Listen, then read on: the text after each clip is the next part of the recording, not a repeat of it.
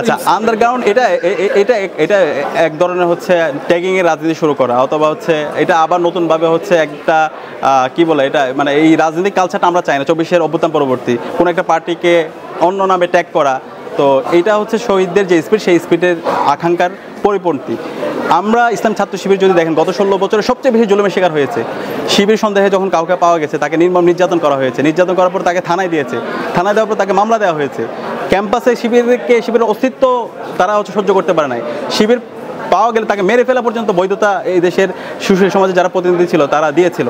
এবং শিবিরের কাউকে যদি কোনো একটা মেসে পাওয়া গেছে, যদি হচ্ছে মেসে পাওয়া গেলে ওখান থেকে ধরে নিয়ে তাকে জঙ্গি হিসাবে তাকে ধরে দেওয়া হয়েছে।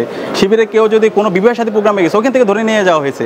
এই ধরনের একটা হচ্ছে বিমানবিকরণের মধ্যে দিয়ে শিবিরকে যেতে হয়েছে। এই সময়েও গত 16 বছরে সবচেয়ে বেশি ফেসিবাদের বিরুদ্ধে লড়াই করেছে ইসলামী ছাত্র শিবির, সাধারণ শিক্ষার্থীদের সাথে নিয়ে। আপনারা যদি সোশ্যাল মিডিয়া অ্যাক্টিভিটিস দেখেন, শিবিরের পেজ দেখেন, শিবিরের প্রত্যেকটা কমিটির প্রকাশ্যে ছিল, তারা সবসময় অ্যাক্টিভিটিস করেছে। শিবিরের প্রতি বছর নির্বাচন হয়, নির্বাচনে কারা দায়িত্বশীল হয় এটা সবাই জানে, সবার কাছে প্রকাশ্য ছিল। তো এই যে নতুনভাবে হচ্ছে কাউকে ট্যাগিং করা, এটা আমার কাছে মনে হচ্ছে তারা কারো দ্বারা পরিচিত হয়ে এই ধরনের শব্দ চয়নগুলো করছে। এটা তাদের মতো একটা দায়িত্বশীল সংগঠন থেকে এই ধরনের শব্দ চয়ন আমরা প্রত্যাশা করি না। আমরা আশা করব 24-এর যে একটা জাতীয় ঐক্য হয়েছে, যে একটা শহীদদের যে আকাঙ্ক্ষা আছে, সে আকাঙ্ক্ষার আলোকে আমরা সবাই ফেসিবাদের বিরুদ্ধে একসাথে ঐক্যবদ্ধভাবে লড়াই করব। তো এই জায়গায় যদি তারা এই ধরনের আচরণ করে, আমরা মনে করি এই ধরনের মাধ্যমে একটা বিভাজন তৈরি করতেছে, যেটা যারা এখন আহত পঙ্গুত্ব অবস্থায় আছে তারা এটা দেখে কষ্ট পাচ্ছে। এই যে ঐক্যবদ্ধ যে ফোর্স, এটা নষ্ট হচ্ছে। এটা দূরত্ব না, আমরা আমাদের জায়গা থেকে ইসলামী ছাত্র শিবির সবসময় ঐক্যের কথাই বলছি। আমরা একসাথে কাজ করতে চাই। এই অভ্যুত্থানের শুরু থেকে শেষ পর্যন্ত পলিসি মেকিং এবং মাঠ পর্যায়ে সব কিছুতে আমরা যুক্ত ছিলাম, এবং অন্যান্য ছাত্র সংগঠনগুলো যুক্ত ছিল। এই দেশের কৃষকরা ছিল, শ্রমিকরা ছিল, ছাত্ররা ছিল, সমন্বয়করা ছিল, সোশ্যাল মিডিয়া ইনফ্লুয়েন্সাররা ছিল, প্রবাসীরা ছিল। সবার একটা সম্মিলিত প্রচেষ্টার মাধ্যমে আমরা ফেসিবাদ মুক্ত বাংলাদেশ পেয়েছি। কিন্তু এই অভ্যুত্থান পরবর্তী দেখা গেছে এখন আমরা এক বিভিন্ন বিষয় নিয়ে আমরা দূরত্ব আমাদের তৈরি হচ্ছে, বিভাজন তৈরি হচ্ছে। এবং এই জায়গায় আমাদের যে ভ্যানগার্ড ছিল বৈষম্য বিরোধী ছাত্র আন্দোলন, আমরা আশা করব তারা আরও বেশি দায়িত্বশীল আচরণ করবে। তারা এর আগে যেন যেভাবে সবাইকে একবিত করে কমন গোল নিয়ে গেটার পারপাস নিয়ে সবাই কাজ করেছে, সেই জায়গায় বর্তমান সময়ে ফেসিবাদ মুক্ত বাংলাদেশেও সবাই যেন কমন গোল নিয়ে গেটার পারপাস নিয়ে সবাইকে ঐক্যবদ্ধভাবে তারা যেন কাজ করে। তো সেই জায়গাতে তারা যে কাজটা করেছে, প্রধান উপদেষ্টার সাথে তারা দেখা করতে গিয়েছে শুধুমাত্র সমন্বয়করা, কিন্তু এখানে অনেকগুলো ছাত্র সংগঠন ছিল, তাদের গুরুত্বপূর্ণ এখানে কন্ট্রিবিউশন ছিল, তো তাদেরকে এখানে ডাকা হয় নাই। তো আমরা আশা করব খুব দ্রুত সময়ের মধ্যে প্রধান উপদেষ্টার সাথে সকল ছাত্র সংগঠনকে একসাথে নিয়ে তারা একটা জাতীয় ঐক্য ডাক দেবে, এবং ইসলামী ছাত্র শিবির এই জায়গা থেকে আমরা সার্বিকভাবে আমরা পাশে থাকবো এবং আমরা সহায়তা করব। এক নম্বর হলো বৈষম্য বিরোধী থেকে যখন ইসলামী ছাত্র শিবিরে আমাদের অবস্থান ক্লিয়ার। ফেসিবাদের বিরুদ্ধে যারা লড়াই করেছে তাদের যারা আমাদেরকে ডাকবে, আমরা তাদের ডাকে সাড়া দিব। আমাদের বৈষম্য বিরোধী প্ল্যাটফর্ম থেকে যখন আমাদেরকে ডাকা হয়েছে আমরা গেছি, এবং আমরাও একটা সকল ছাত্র সংগঠনগুলোকে নিয়ে আমরা হচ্ছে একটা মতবিনিময় সভা আয়োজন করেছি। ওই মতবিনিময় সভায় আমরা সবাইকে দাওয়াত দিয়েছি। তো ছাত্র দলের আমাদের বন্ধুপ্রতিম ছাত্র সংগঠন তারা হইতে পারে তারা ব্যস্ত ছিল, যে ব্যস্ততার কারণে তারা আসতে পারে নাই। তো আমরা আশা করব সামনে থেকে তারা আসবে, এবং তারাও কিছু সংগঠনকে নিয়ে বসেছে। তো এইখানে কিছু বৈষম্য বিরোধী ছাত্র আন্দোলন এবং শিবিরকে তারা হচ্ছে দাওয়াত দেয়। তো আমরা মনে করি 24-এর যে শহীদদের যে আকাঙ্ক্ষা, নতুন বাংলাদেশের যে স্পিড, এই স্পিডের সাথে তাদের যে অ্যাক্টিভিটিস, আমরা এটা দায়িত্বশীল সুলভ আচরণ না, আমরা তাদের থেকে দায়িত্বশীল সুলভ আচরণ আহ্বান করব। 24-এর ছাত্র জনতার অভ্যুত্থান ছিল এদেশের আপামর ছাত্র জনতার সম্মিলিত বিস্ফোরণ। এই অভ্যুত্থানে 5 জুন থেকে 36 জুলাই পর্যন্ত পলিসি মেকিং এবং মাঠ পর্যায়ে সমন্বয়, এই সব কিছুর সাথে আমরা ইসলাম ছাত্র শিবির যুক্ত ছিলাম।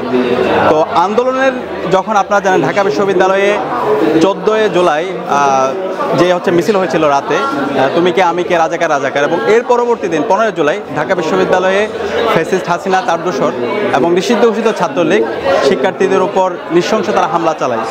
এবং ওই দিন অসংখ্য ভাইয়েরা আমাদের হাসপাতালে ভর্তি ছিল, এবং হাসপাতালেরও তারা ন্যাক্কারজনকভাবে তারা ওইখানে হামলা চালায়। তো ওই সময় থেকে একদম আন্দোলনের শুরু থেকে একদম 36 জুলাই পর্যন্ত প্রত্যেকটা চিত্র আমরা ডকুমেন্টেশন করেছিলাম।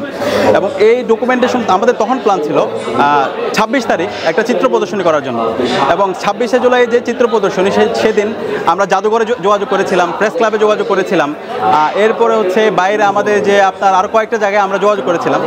ওই সময় আমরা চিত্র প্রদর্শনীটা করতে পারিনি। পরবর্তীতে আমরা ওই দিন অনলাইনে 26শে জুলাই রাতে একটি প্রেস কনফারেন্স হয়েছিল, ওইখানে আব্দুল হান্নান মাসুদ, আব্দুল কাদের, রিফাত রশিদ, মাহিন সরকার ওনারা ছিল, এবং ওই দিন তারা একটা শহীদদের তালিকা প্রকাশ করেছিল। ওই তালিকাটা কিন্তু আমরা স্টুডেন্ট এগেইনস্ট অপারেশন নামে আমাদের একটা প্ল্যাটফর্ম আছে শিবিরের, ওই প্ল্যাটফর্ম থেকে আমরা তৈরি করে দিয়েছিলাম। এর পাশাপাশি আমাদের ওই সময় প্রায় 100টা চিত্র প্রদর্শন করা হয়েছিল, যেগুলো আমরা সংগ্রহ করেছিলাম। তো পুরো আন্দোলনের শুরু থেকে শেষ পর্যন্ত সকল চিত্রগুলো আমরা সংগ্রহ করেছিলাম এবং আমাদের পরিকল্পনা ছিল আমরা এই সব কিছুকে একসাথে করে বড় একটা আয়োজন করব। তো তারই অংশ হিসাবে আজকে আমরা ফ্রেমবন্দি 36শে জুলাই নামে আমরা আজকে একটা চিত্র প্রদর্শনের আয়োজন করেছি।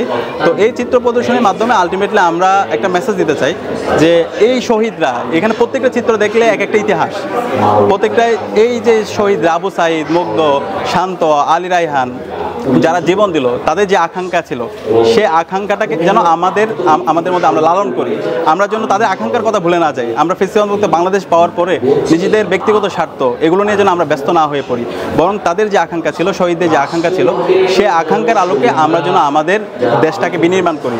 তো সেই মেসেজটা দেওয়ার জন্য আলটিমেটলি হচ্ছে এত বড় আয়োজন করা। এর পাশাপাশি আমরা আহ্বান করব আমাদের দেশের যারা যত ছাত্র সংগঠন আছে, সুশীল সমাজে যারা প্রতিনিধি আছে, এর পাশাপাশি হচ্ছে প্রত্যেকটি স্কুল, কলেজ, মাদ্রাসা, বিশ্ববিদ্যালয়ে এই ধরনের আয়োজনগুলো যেন হচ্ছে আয়োজন করা হয়। কারণ জুলাইকে আমাদের অনেক বেশি জাগরুক রাখতে হবে, জুলাই স্মৃতিগুলো আমাদের বারবার বলতে হবে। এই স্মৃতিগুলো যদি আমরা ভুলে যাই তাহলে আমাদের মধ্যে বিভাজন তৈরি হবে, আমাদের যে আকাঙ্ক্ষা ছিল, শহীদদের যে আকাঙ্ক্ষা ছিল, সে আকাঙ্ক্ষা থেকে আমরা দূরে সরে যাব।